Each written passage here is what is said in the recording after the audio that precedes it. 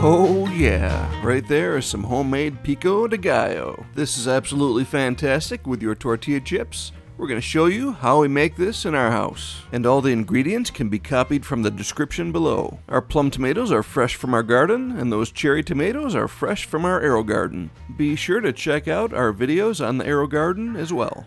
Alright, we're going to get things rolling here. We're going to dice up 5 of those plum tomatoes fresh from the garden.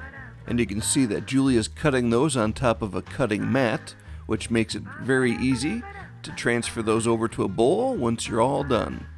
And when you're cutting these down, you don't have to get too small with them, just pretty nice chunks, like that. Now just to add a slightly different flavor of tomatoes, we're going to add 15 to 20 cherry tomatoes, fresh from our Arrow Garden hydroponic system. And these we're going to dice up about the same size as the plum tomatoes. Now if you don't want to do these cherry tomatoes, you can certainly do 6 or 7 plum tomatoes instead, or substitute a large tomato as well. Mix and match as you see fit. It's always fun to try new things and find out exactly what you prefer. Alright, great. We've got all the tomatoes diced up, so we're going to add that to the bowl. And you can see how that cutting mat really helps out with that. Next up, we grab that large red onion and we cut this in half. And we're going to dice up half of this. We'll pull off that outer skin layer there, and we're going to dice up the rest of this. We cut this into quarters and tried to use the dicer for this, but yeah, it's probably a little bit too much. Probably should have cut these into smaller pieces here, but it still worked, just took a little brute force, which I don't recommend. But we did get those diced up, and now those go into that large bowl as well and join the party with the tomatoes. Next, we're going to chop up about 50 to 60 leaves of cilantro. And after these are chopped up, that should amount to about 3 tablespoons of chopped cilantro leaves. You can see she's using her herb cutter here to remove the leaves first, and then she'll turn that around and use that for all the mincing. Oh, and here's our daughter Grace showing us some artwork that she just got done doing. Thanks, Grace.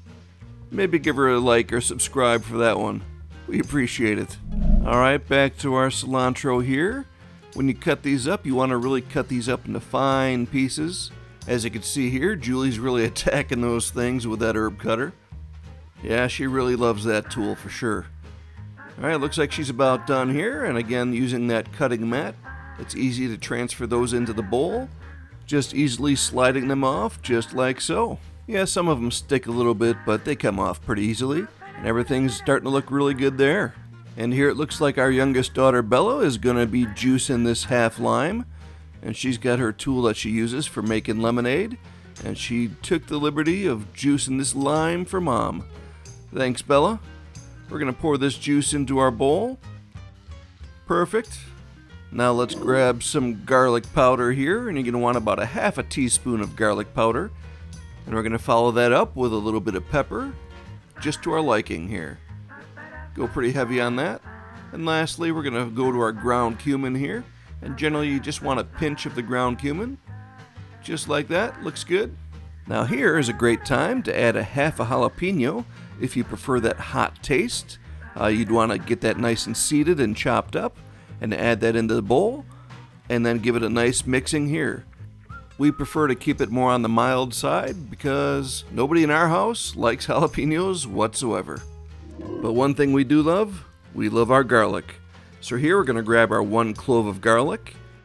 And a clove of garlic is simply just like one of those wedges that you'll see in like an orange, for example. So it's essentially 1 wedge of the garlic head is your garlic clove. Then you're going to want to remove that outer skin of that clove. And then maybe clean that up a little bit if there's any defective pieces on there. And I think Julie's here talking with her hands because she's talking about a garlic dicing tool she wants to get, but now she still has to cut it up by hand. Sorry, dear. Maybe next time. But you can see she's cutting into this and cutting it into small pieces and mincing that up just a bit before we add it into the bowl.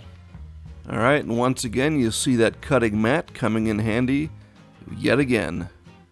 There it goes, right into the bowl. Now you're going to want to make sure and give this a nice thorough mixing here of all the ingredients together before you move it into another bowl for serving. Now from the same batch of tomatoes we actually made a beautiful peach salsa, which you can see right there. And you can also see our videos on the right side from the Arrow Garden. Thanks for watching, and God bless.